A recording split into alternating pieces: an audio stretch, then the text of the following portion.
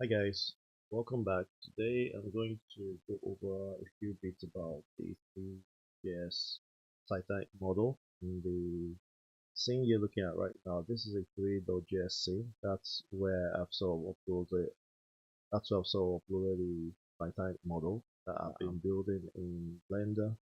So if I open Blender now, you see what the model looks like. So there's a character there, it's not yet uploaded onto Three.js scene. So what I'm going to do today basically is actually tell you about how I got to the point of uploading here, the code that does that as well, while also sort of understanding how I export this from Blender into the right folder on Blender.js. So starting from Blender, in several class sessions, one thing for different parts of this model, of this ship. Some of them are not in this video at the moment in this scene. See, so I've add the crane and I've add the boat also model in the past. So basically, what's going to happen? So I'm going to click on the main ship itself. That's what the real ship looks like. So what I've been doing is to sort of create a different model where I sort of model the different bits of the ship and then making it sort of clear how I get to build the models. And, what I've done recently is sort of upload the models onto the web. So the plan is to have it here and sort of have this interactive environment in Three.js. But if you remember in last videos, I've sort of gone through process of creating sky with characters, and then here this is just a plane that seems to be the ocean. And so this is just a thin cube. So if you go back to this model, you see this cube here. So what I've done basically is to sort of duplicate this across along the side of the ship, and I'll show you how I've done that in the code. But essentially, there's also this navigation bit that's going to allow me to click on certain button and then take you to a certain regions of the ship. So there's this RMS Titanic text there. I'll show you how that's done in the code. I'll quickly run through the code now. So this is what it looks like at the moment. Now, if you look at the left side, you see the file structure, and we have a folder that has a model in there. Now, you don't have an index.html file, which essentially should launch this because this is already on the internet. So what I've done in Visual Studio Code is simply to pull out that folder structure into Visual Studio Code, which means that whenever I make updates here, I have another code running on, and there's this update bit that happens there. So when I sort of make updates here, and we'll see what happens now. If I delete that and have that there, you see that on NetBeans it sort of recognizes the change and automatically does the upload. Basically, I don't have to bother about making that update. So it's sort of live update to the internet. So ultimately, what happens is go from Blender, do the model, export. For instance, if I'm going to export this, I'm going to go to File, Export, and go with GLTF. Now there is a bookmark here, I think WebGL, where I've sort of placed all the folder that contains all the models that get launched loaded onto the web page. So if I go into this, you see it's the same thing, and then it gets exported here, and then within the code I get to sort of load it onto the web page. So quickly I'll go through the code just to show you what it looks like. I imported the different Three.js classes. So I'm using the JS files already downloaded into the website. I'm just referencing them using this redirection relative path. And ultimately, I'm using classes for OP JavaScript, makes it much easier. Okay.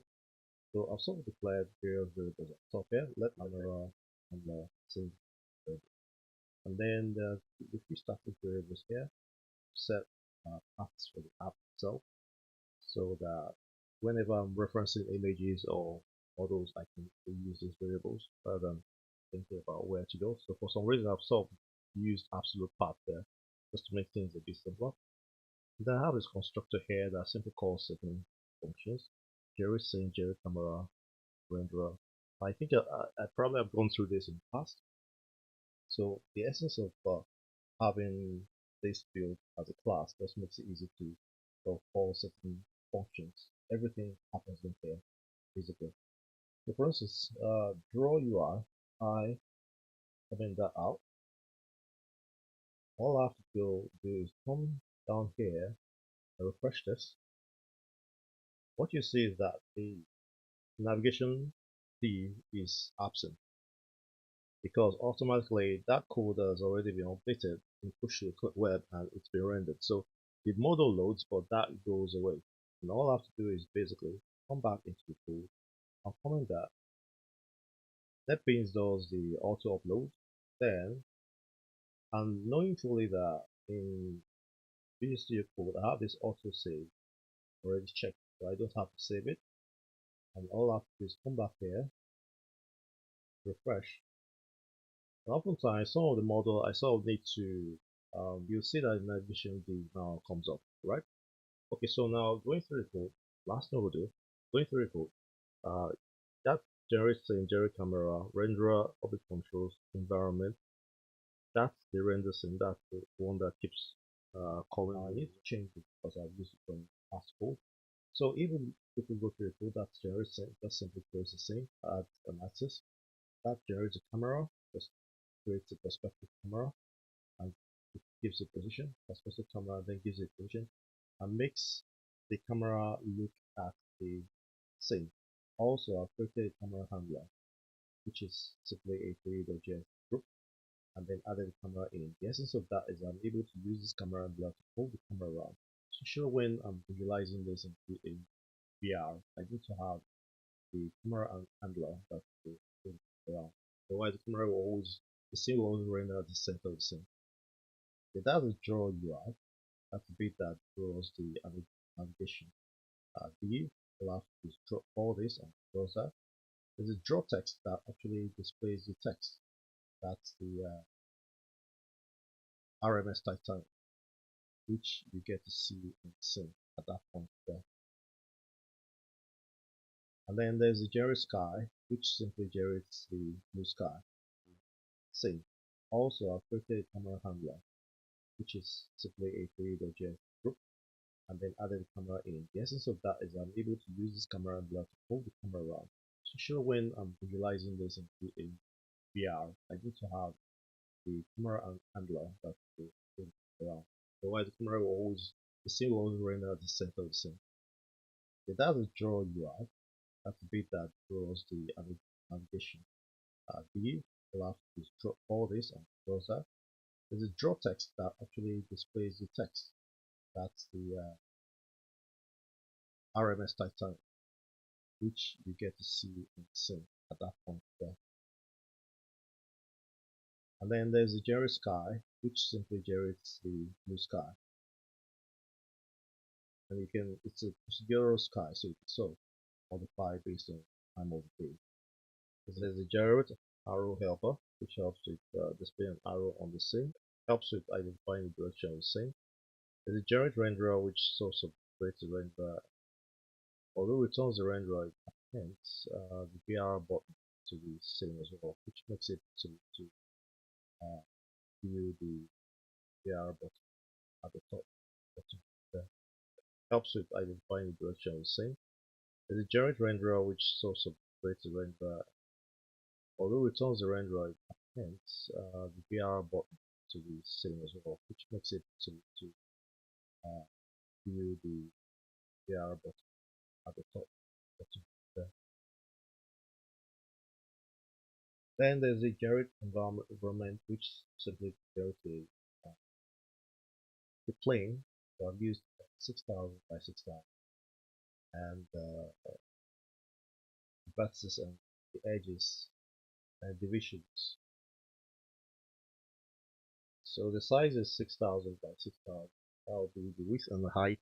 The segment width is 1,000 by 1,000. And then the flow material, the music color allows bluish wave. And then make the side double-sided. Let's see if I make this true, and I come down here and refresh this.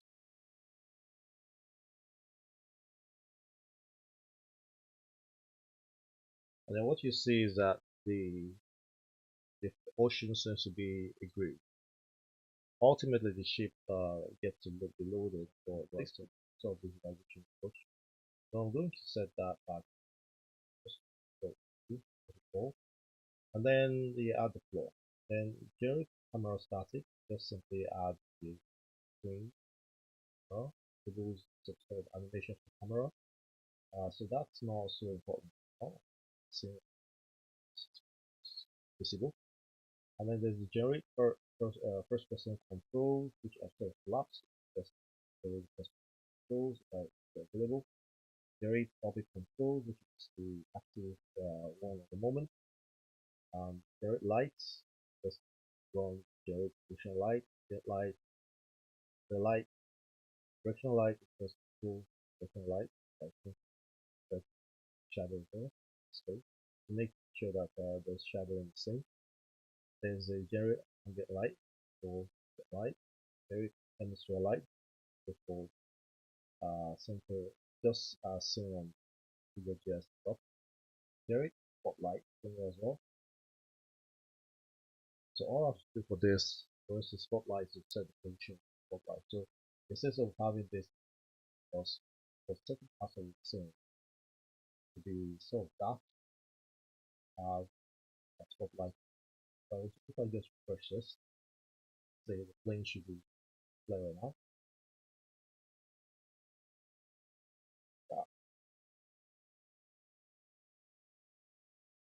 Yep. So back here, without the spotlight, then that's the render scene. So that bit there does the render. And what it simply does is get this object. So this function is built to just return the static variable. Then that's the same the camera the render, but I think that if I've defined this up here using LED, since I've defined it up here with LED, I don't really have that. It's render scene.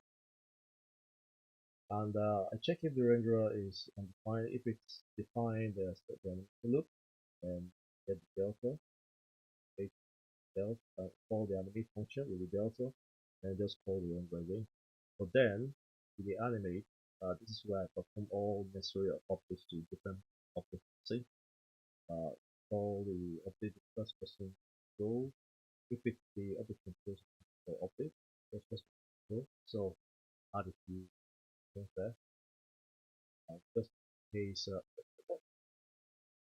just to manage rotations and mouse controls. Then static guessing of this. This is the function I call from up here, which I said. So that's the same map, which is another copy of this. That's the same map here. Just create a map object and it turns the map, and don't go to select and stuff. So there's a refresh screen as well. You'll notice that animate, the render scene, static, and then you call it the class. Animate the static, get screen object, and so ultimately I'll remove that. The first screen static. What it does is that when the window changes size, for instance, it withdraws a scene, right? Then the more interesting bit is this direct model. So I'll just skip that and go down first to the last one. The only last thing is add event size. So that means that when the screen size, it calls that fresh scene, the first screen. That's the first screen there. It calls that. And then there's just the new RMS Titanic, and that's the beauty of the OOP. Simply all new, and it does whatever it is it's trying to do. I simply export this as RMS Titanic. That makes it easier to call this from HTML file and just specify the type as model. So if we come back to generate a function model, the basis of this function is to load the models from the Titanic or any store of model you have in the scene. So I have a map object here, or rather it's a list actually. So there's the list, and within it you have a map for each model of the ship. I've set variables for position, scale, for cases where I need to pass in the position and scale for an object. So what I've done is to set for each dictionary, model file name, model path, position, scale. And what this means really is that so each model basically contains the values or contains the parameters for the Three.js DLTF loader to load the model. And so the path, the model path here simply helps determine the absolute path. If I hold Alt and click that, you see it goes to it and literally obtains the file name to the path. So I have 1, 2, 3, 4, 5, 6, 7 items loaded here.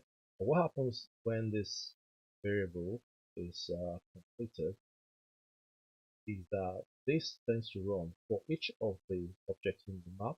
In the list, I generate a new model manager, and that model manager takes the same camera, model file name, model path, position, rotation, scale, the object collection. Object collection just helps me sort of add all the objects into a list, so I can sort of walk through, sort of run through the list to update various things. So I have sort of a reference to all of this. So and what happens next is last thing here, the platform. And the platform here is this lengthy platform here. And what I simply do there is to use the same model platform and generate multiple copies of this platform, passing this default web app path, position, rotation. So what I do is basically increase the length by 4.3.5. And what that means is that for each of these slabs, it's about 3.5 meters long. So if I go back to model, what you see here is that this length is 3.5 meters long. That's why I'm having to add that here. So if for each platform that it loads, it adds in for 3.5 and then you can see by calling this new model say manager. And what does this model do? So I'll be showing you the model manager in a different part of the application under the because it's placed somewhere else within the web application. And if you look at this here, we'll expand this out. And this is what the model manager looks like. Model manager and it has a constructor as this being passed in, and then Draco path for the app on the web application, and then it has a set path. Here's a set path needs to set afterwards. Has a clone method as a set for position. Set is selectable. That means that is the object selectable. That means it's going to capture mouse clicks. Animate is there if I want to animate something on this model. And then there's a load image. Now load image here will be load model rather, not load image. So I could simply change that to load model.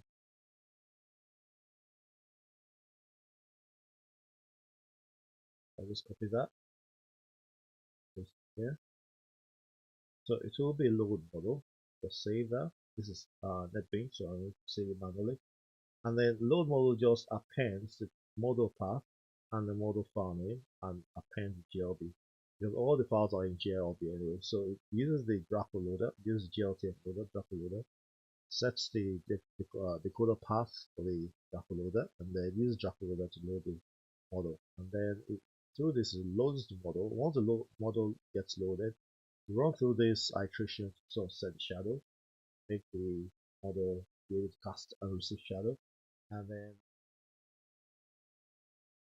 So I'll be showing you the model manager in a different part of the application under the because it's placed somewhere else within the web application. And if you look at this here, we'll expand this out. And this is what the model manager looks like. Model manager and it has a constructor as this being passed in, and then Draco path for the app on the web application, and then it has a set path. Here's a set path is set afterwards. Has a clone method as a set for position.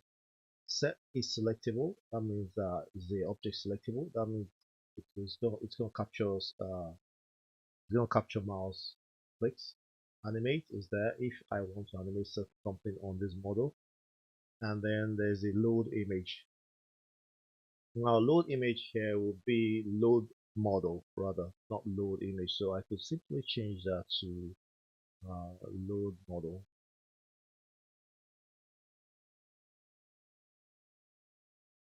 I'll just copy that, paste here.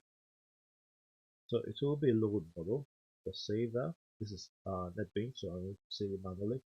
And then load model just appends the model path and the model file name and appends the GLB.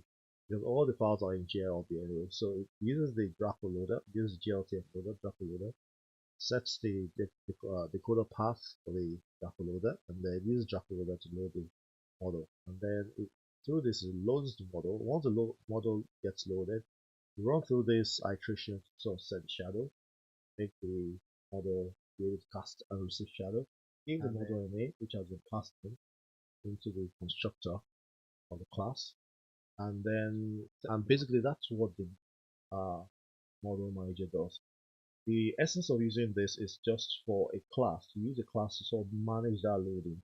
Perhaps you have noticed in one of the videos I've uploaded in the past that I used a character manager, character controller to manage characters. That means that you can just call instantiate a class of character controller and create a character. And what that does is that you can sort of instantiate as many characters or as many models as you want. All I have to do from here, for instance, is add one more of this, and then I can load out of the sheet. So if I comment this out, once it's uploaded, I can refresh this, and you'll see the effects. It's supposed to load a single item. That's because I've only allowed a single item. So that will be the Titanic seat. So if I come here, you see that it's just the seat that's loaded there. You can scroll down there and you can see that it's just one seat that's loaded there. I also need to deal with the material and the lights as well to make it clearer. In the last video, I actually modeled this chair. So I'm going to enable the next video. That will be the second set, because what I've done here is that the model file name is Titanic set, but the model name in the scene will be different. So here it's Titanic set 1, it's Titanic set 2. So if I come down here again and I refresh this, what you'll notice is that the second set comes up. You can see that the platforms load differently because they've been called differently. Now you have the two sets being loaded, and all I have to do to add a third set here, simply to come here, so copy this,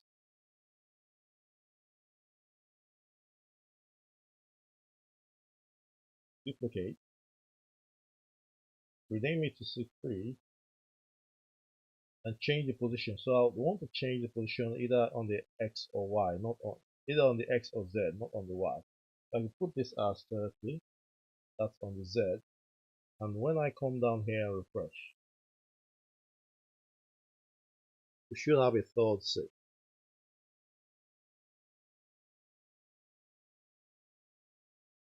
Now the third set is not showing because I guess there's some error somewhere. Let's just quickly check if there's a bug. Clear. So what you'll notice here is that I have 30 here and I have 30 here. So that means it's going to superimpose with this. So if I change this to 10 and then go back to the scene and refresh,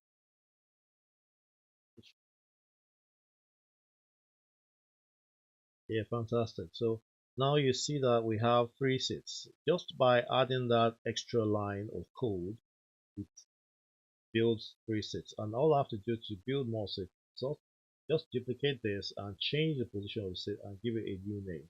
And that's the essence of doing it this way. So if I undo, remove the comment of this and enable this and then go back to the scene and refresh, what you see is that the entire model gets rendered in the scene this time. And there you see the model gets loaded into the scene. So in the next video, what I'm going to do is continue to model the several bits of the ship. And what we'll do is for each bit that we model, we're going to add them into this scene and then be able to visualize it. You will be able to visualize it yourself as well. So I'll share the link to the model, which is already online on the description, and then you'll be able to click on it and interact. Yeah, thanks for watching, and make sure to like and subscribe if you like this and you would like to watch some more of this, and see you in the next lesson. Thanks and bye.